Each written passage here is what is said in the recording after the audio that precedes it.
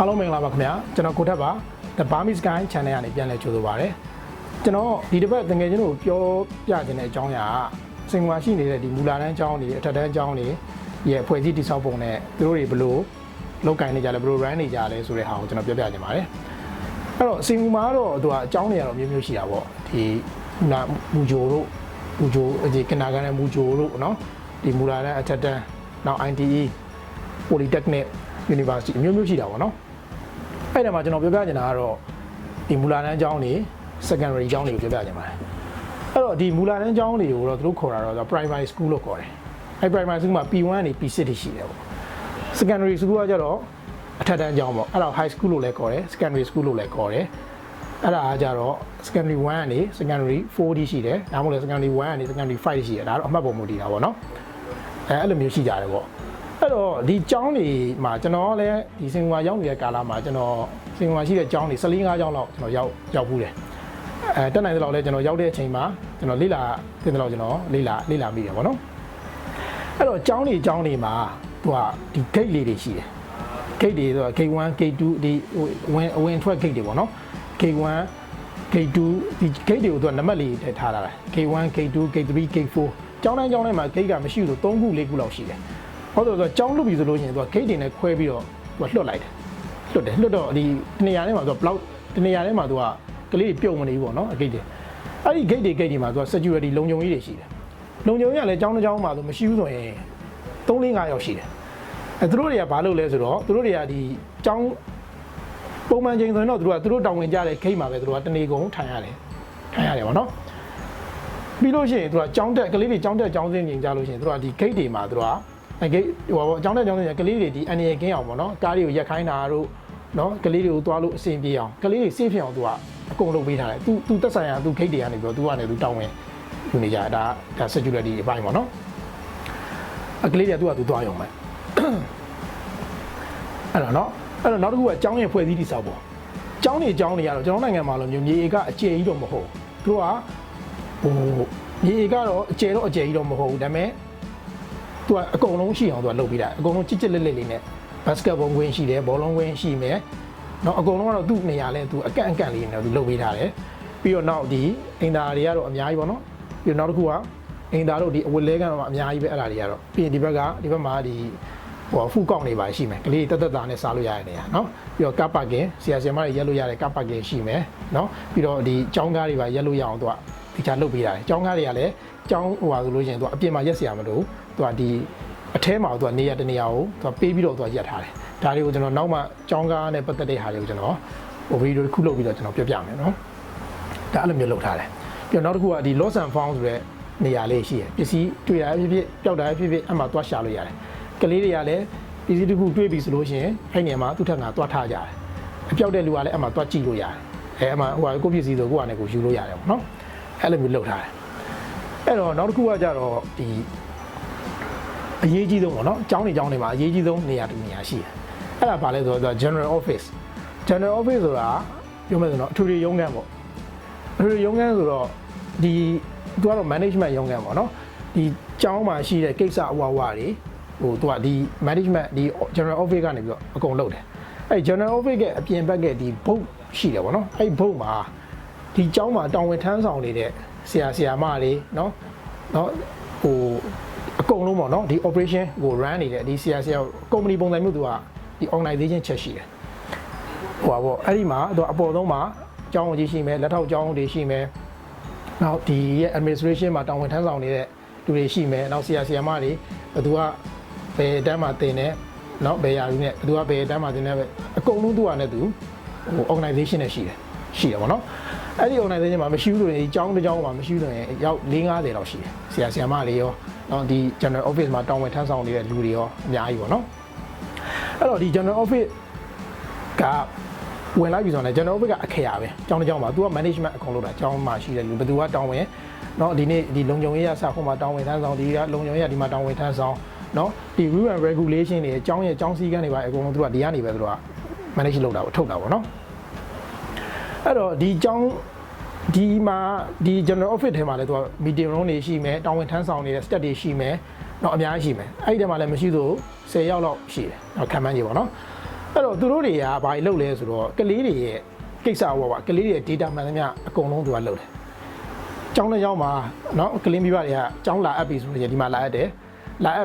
်ပြီဆိုတာနဲ့သူကကလေးတွေရဲ့နေရက်လိပ်စာတွေเนาะမိဘတွေရဲ့အဖေရဲ့ဖုန်းနံပါတ်အမေရဲ့ဖုန်းနံပါတ်တရားစာသူကတေချာ list နဲ့ကိုသူကယူထားတယ်ယူထားပြီးတော့အကုန်လုံးကိုသူကဒီ computerize နဲ့အကုန်လုံးသူကလုပ်ထားတယ်ပေါ့နော်အဲ့မှာကလေးတွေကဘယ်နေ့မှဘယ်တင်တန်းရှိတယ်เนาะအကုန်လုံးကိုသူကအဲ့ဒီမိဘတွေကိုဖုန်းဆက်တာပဲဖြစ်ဖြစ် email ပို့တာဖြစ်ဖြစ်သူတို့ကအကုန်လုပ်ပေးတယ်ဒါကျွန်တော်ဘယ်လိုသိသွားလဲဆိုတော့တခါကလေးအမေတယောက်ကကျွန်တော် SMS ပို့တော့ဒီသူကလေးနဲ့ပတ်သက်တဲ့ SMS တစ်ခုပေါ့နော်အဲ့ဒါလေးကိုကျွန်တော်ပို့လိုက်တော့မှကျွန်တော်ကြည့်တော့မှသူတို့တိကျလှုပ်ထားတယ်ပေါ့နော်ဒီမှာ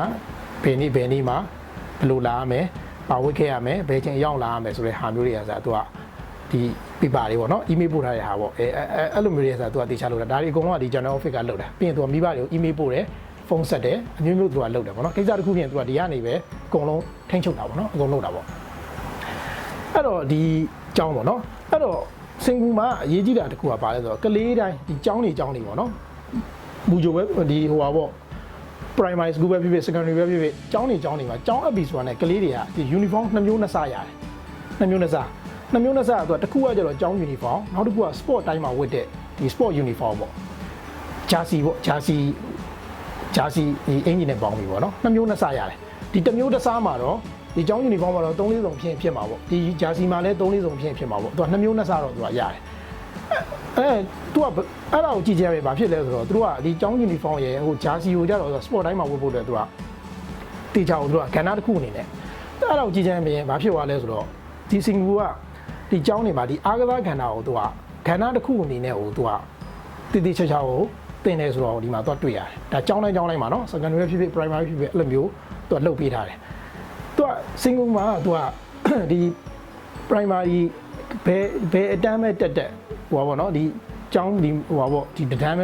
ကနေစတက်တာတန်းကနေစတက်တယ်ပေါ့နော်2တန်း3တန်းအဲ့လိုစတက်လို့ရှိရင်သူကညနေပိုင်းအချိန်တွေကျောင်းအချိန်ပြီးသွားလို့ရှိရင်အကုန်လုံးသူကကလေးတွေကိုအဲ့ဂျာစီအင်ဂျီဝေးခံပြီးတော့သူကဟိုပါပေါ့နော်ဒီကိုကာရလေ့ကျင့်ခန်းလိုဟာမျိုးဒီစော့ကစားတဲ့ဟာမျိုးပေါ့နော်အမျိုးမျိုးပေါ့ဒါသူတို့ activity ပုံစံမျိုးတွေသူကဖွင့်ပြီးတော့သူကစော့ခိုင်းတာနော်နောက်ပိုင်းသူတို့ကအဲ့လိုမျိုး P3 လိုဟာမျိုးမြန်မာနိုင်ငံမှာဆို3တန်းလိုဟာမျိုးပေါ့နော်အဲ့လိုဟာမျိုးရောက်သွားလို့ရှိရင်တော့သူက sport နဲ့ပတ်သက်တဲ့တစ်ခုမယူမနေရပုံစံမျိုးသူကရှိသွားတယ်အဲ့ဒီ sport ကိုသူတို့ခေါ်တာတော့ CCA လို့ခေါ်တယ်အဲ့ဒီ CCA ကဒီ P3 ပေါ့နော် P3 ဆို CCA ဆိုမယူမနေရပုံစံမျိုးရှိသွားတယ်အဲ့ CCA ကတော့သူကအများကြီးရှိတယ်အားကစားနည်းတွေအများကြီးရှိတယ်ပေါ့နော်ကြိုက်တဲ့ဟာတစ်ခုရှိသွားတယ်အဲ့ဒီမှာကျွန်တော်တွေ့ရတာတော့သူကဝူရှူးတို့ပါရှိတယ်ပြေးတာရှိတယ်နောက်ပိန်ပေါင်ရှိမယ်နောက်ကြက်တောင်ရိုက်တာတွေရှိမယ်နောက်ဘောလုံးရှိမယ်ဘတ်စကတ်ဘောရှိမယ်ချိုးကြတော့ဒီတရုတ်အက Chinese dance ရှိမယ်အများကြီးပဲကျွန်တော်14 15ခုလောက်ရှိတယ်အဲ့လိုမျိုးသူကယူရတယ်ယူပြီးလို့ရှိရင်သူကအဲ့ဒီအကုန်လုံးကိုသူကဘယ်လိုလုပ်ရလဲဆိုတော့ကျောင်းချိန်မှာမလုပ်အောင်ကျောင်းချိန်ဒီကျောင်းရဲ့တနေ့တာပေါ့နော်မနက်ကနေညနေဒီပြီးမနက်ဟိုပါပေါ့မနက်ကျောင်းစာသင်ချိန်ပြီးသွားတဲ့အချိန်ပေါ့အဲ့ဒါလို့ရှိရင်ကလေးတွေအကုန်လုံးကကျောင်းဆင်းတဲ့အချိန်ကြလို့ရှိရင် CCA ရှိတဲ့လူကသူ့ CCA နဲ့သူရှိတဲ့ဟာကိုသူဟိုတွားလုပ်ရတယ်ဒီ export small jersey ဝတ်ပြီးတော့သူကဘောလုံးသမားကြတော့အဲ့ဘောလုံးနဲ့ဘောလုံး training ဆရာနောက်ကိုလိုက်သွားရတယ်အဲ့ပိန်ပေါင်သမားပိန်ပေါင်ဆရာနောက်ကိုလိုက်သွားရတယ်အချို့ကြောင့်ကြက်တောင်နောက်ကိုလိုက်သွားတယ်ဒါသူ့အနေနဲ့သူပေါ့နော်ဒါနေ့တိုင်းတော့မဟုတ်ဘူးဒါပေမဲ့ဟိုပါပေါ့သူ့အနေနဲ့သူခွဲထားတာပေါ့နော်အဲ့ဒါတွေအကုန်လုံးဒီ general office ကသူတို့အကုန်လုံး schedule လုပ်ပေးပြီးသားပဲအဲ့လိုပဲလုပ်ပေးထားတာပေါ့နော်ဒါတော်တော်လေးကိုဟိုစနစ်ကြတဲ့ဟာမျိုးပေါ့ကလေးတွေကိုသူကဘောလုံးဝါသနာပါတဲ့ဟာမျိုးဆိုလို့ကျွန်တော်တို့ငယ်တော့ဆိုကျွန်တော်တို့ဘောလုံးကန်တယ်နော်ကျောင်းလို့ချိန်တိုင်းကန်တယ်အဲ့လိုမျိုးမဟုတ်ဘူးသူတို့ကဘောလုံးဝါသနာပါတဲ့လူကိုသူကဘောလုံးကိုသူကကဏ္ဍတစ်ခုအနေနဲ့ကိုသူကလုပ်ပဲမင်းတို့ကန်မယ်သူ့အချိန်နဲ့ကိုသူကန်ရမယ်အဲ့လိုမျိုးပေါ့နော်ကျွန်တော်အားတဲ့ချိန်မှာကန်ရတာမဟုတ်သူတို့ကဝါသနာပါလူဝါသနာပါတဲ့အလက်ရောက်သူကထည့်လိုက်တာဒါကဏ္ဍတစ်ခုအနေနဲ့ဟိုလုပ်ပေးလိုက်တာနော်တော်တော်ကောင်းတဲ့ဟာမျိုးပေါ့အဲ့တော့စင်ကူကဒီ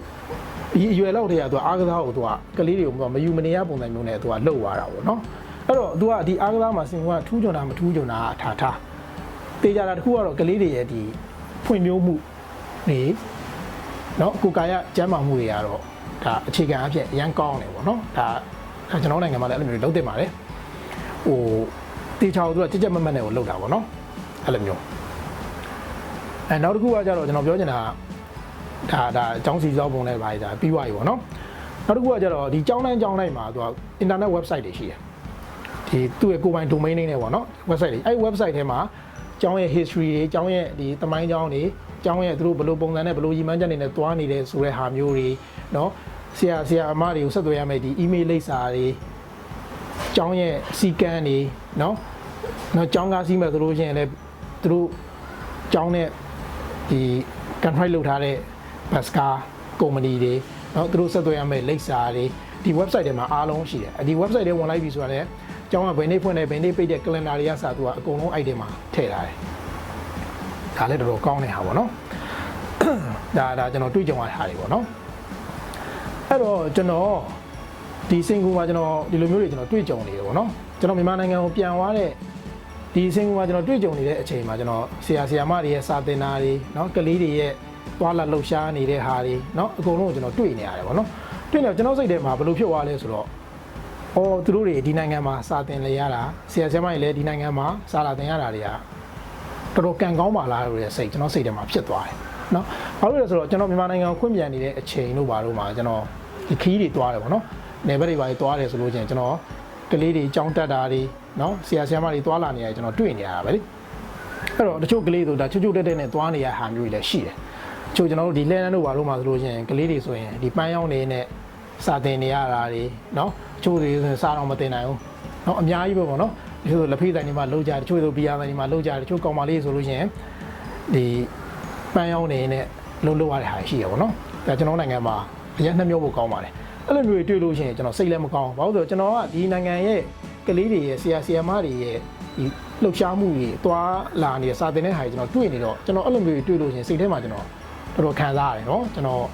်စိတ်မကောင်းဘူးပေါ့နော်တော်တော်လေးကိုသူ့ရဲ့ gap ကတော်တော်ကွာသွားတယ်ပေါ့နော်ဒါကျွန်တော်တွေ့ရတဲ့ဟာပေါ့နော်အဲ့တော့ဒီနိုင်ငံမှာဆိုလို့ရှိရင်ဒီစင်ကူမှာဆိုရင်တောင်ဝင်ထမ်းဆောင်နေတဲ့ဆရာမတွေရဲ့ဒီတစ်နှစ်တာသူတို့ရဲ့ဝင်ငွေဆိုလို့ရှိရင်ဒီ primary school မှာသင်နေတဲ့ဆရာမတွေဆိုတစ်နှစ်ကို9000ကျော်လောက်ရတယ်9000ကျော်နော် bonus တွေပါရှိတယ်ပေါ့နော်9000ကျော်ဆိုတစ်လောက်သူတို့က4000ကျော်ပေါင်ဝန်းကျင်လောက်ရတယ် secondary ဆိုလို့ရှိရင်9000ကျော်လောက်ရတယ်သူ့ရဲ့ level လိုက်မြင့်သွားသလိုကျောင်းကြီးတွေပါဆိုလို့ရှိရင်တောင်းနဲ့ကြည့်ပြီးတော့ရတယ်ဒါတစ်လကိုရတဲ့ဟာပေါ့နော်ဒီ primary school ဆိုလို့ရှိရင်ဒီတစ်နှစ်တာမှာသူတို့ရတဲ့ဟာဆို9000ကျော်လောက်ဆိုတော့ဒီတစ်လကိုဆိုသူတို့က4000ကျော်လောက်ရတယ်4000ကျော်ဆိုတဲ့ပတ်စံစင်ကူက4000ကျော်ရတဲ့ပတ်စံကဆရာမတွေကားဝယ်စီလို့ရတယ်เนาะ instrument နဲ့အိမ်ဝယ်လို့ရမယ်เนาะပြီးတော့ကျန်တဲ့ပတ်စံတွေကသူတို့တယောက်စာစမတ်ကြနဲ့နေလို့ရတယ်ပေါ့နော်အဲ့တော့ဒီဆီယမ်မကြီးကြည့်လိုက်လို့ရှိရင်အများအားစမတ်ကြပြီးတော့တွားလာနေတာနော်စမတ်ကြပြီးတွားလာနေတချို့သူကိုပိုင်ကားနဲ့အချောင်းလာတယ်အဲ့လိုပုံစံမျိုးပေါ့နော်အဲ့တော့ကျွန်တော်နိုင်ငံမှာကြတော့ကျွန်တော်တို့နိုင်ငံရဲ့ဒီအခြေအနေရပေါ့နော်အဖက်ဖက်ကအစင်မပြေမှုတွေကလည်းရှိတယ်ပေါ့နော်အဲ့တော့အစင်မပြေမှုတွေပြီးတော့လူတွေကလည်းအလုပ်ကိုင်အခွင့်အလမ်းတွေမရှိဘူးအလုပ်ကိုင်အခွင့်အလမ်းတွေမရှိတော့အခွန်တွေပါပေးဆောင်ရမယ်ဆိုတဲ့ဟာကိုလည်းတေချာနားမလဲတော့ဒီလိုမျိုးပညာရေးဘတ်ဂျက်တွေပါဒီမှာသုံးဖို့အတွက်ကိုကြတော့တိတ်အခုလိုမျိုးတိတ်မသုံးနိုင်ဘူးပေါ့နော်ဟိုဒီများနိုင်ငံတွေမှာဒီပညာရေးဘတ်ဂျက်တွေကလည်းဒီလိုမျိုးတွေသူကကလေးတွေကိုတေချာလှုပ်ထားတာပေါ့နော်အဲ့တော့ဒီစင်ကူလမ်းမတွေမှာဆိုလို့ရင်ဒီလေလွင့်ဖြစ်နေတဲ့ကလေးတွေကလုံးဝမရှိဘူးကျွန်တော်တစ်ခါမှကျွန်တော်လေလွင့်ဖြစ်နေတဲ့ကလေးကျွန်တော်တစ်ခါမှမတွေ့ဘူးအကုန်လုံးကဒီသူ့ကျောင်းချိန်ဆိုကျောင်းနေမှာပဲကျောင်းတက်နေတဲ့အချိန်ဆိုလမ်းမှာကလေးတွေတွေ့လို့မတွေ့ရဘူးပေါ့နော်အဲ့လိုမျိုးလောက်ဒီလိုလှုပ်ထားတာပေါ့နော်အဲ့တော့ဒီဒါတွေကလည်းကျွန်တော်နိုင်ငံမှာကြတော့လေဒီအဖက်ဖက်ကယိုရင်းနေတော့လေဟိုဆရာမတွေလည်းဒီကလေးတွေကိုစာသင်တဲ့နေရာမှာတိတ်အာရုံမဆိုင်နိုင်ဘူးသူကဒီကျူရှင်သင်ရဖို့ပါဖို့ကျူရှင်သင်မှသူတို့မှလည်းထိုက်တဲ့ဒီလစာပါညာမရဘူးပေါ့နော်မရတော့သူတို့ကကျူရှင်သင်ဖို့အတွက်ကိုပဲသူတို့မှလုပ်နေရတယ်ပေါ့ကျူရှင်သင်တော့ကျူရှင်သင်မှသူတို့ကအဆင်ပြေမှာဆိုတော့ကျူရှင်သင်ရတာပေါ့နော်အဲ့တော့သူတို့ကျူရှင်မတင်စေချင်ဘူးဆိုလို့ရှိရင်တော့ဒီသူတို့ထိုက်တဲ့အခကြေးငွေသူတို့လုံလောက်နဲ့ပေးထားတယ်ဆိုလို့ရှိရင်ဒီပညာရေးဘတ်ဂျက်တွေရတယ်ပေါ့နော်ပေးထားတယ်ဆိုလို့ရှိရင်သူတို့လည်းပြင်မတင်ဘူးဒီမဲ့ကလေးတွေကိုလည်းသူတို့တေချာလုပ်ပေးနိုင်မယ်ဒီဒါကလေးဆိုတာ generation တွေပဲလေသူတို့ကိုတေချာ train နိုင်မယ်အဲ့ကြမှာသူတို့တွေလုံလောက်ရဆိုသူတို့ရဲ့ဒီကလေးတွေတင်ကြဖို့တော့သူတို့လေးလာမယ်စီးပူးမယ်အဲ့ကြမှာကလေးတွေကိုသူတို့တင်ကြမယ်အဲ့ကြမှာကလေးတွေရဲ့ ဒီ live တွေကလည်းမြင့်လာပါဘောเนาะအဲ့လိုမျိုးတွေပေါ့ဒါအဖက်ဘက်ကပေါ့ကျွန်တော်နိုင်ငံမှာလည်းအဖက်ဘက်ကအစီအမပြေမှုတွေများတော့လူတွေကလည်းလောက်ကန်ခွန်လန်းတွေမရဘူးလောက်ကန်ခွန်လန်းတွေမရှိတော့ခွန်ခါတွေကိုလည်းပေးရကောင်းမှလည်းမသိတော့ဒီပညာရေးလိုဘာချက်မျိုးတွေမှာသုံးဖို့တဲ့ပတ်စံတွေကမရှိဘူးပေါ့နော်အဲ့လိုမျိုးတွေပေါ့အဖက်ဘက်ကပေါ့နော်အဲ့တော့ဒါကျွန်တော်ကတော့ဒီစင်ကာပူမှာဒီလိုဖြစ်နေတဲ့ဟာတွေဆိုတဲ့ဟာကိုကျွန်တော်တကယ်ကျွန်တော်ကိုမျှဝေလိုက်တာပေါ့နော်အဲ့တော့နောက်ထပ်ဗီဒီယိုတစ်ခုမှာပြန်ပေးကြတာပေါ့နော်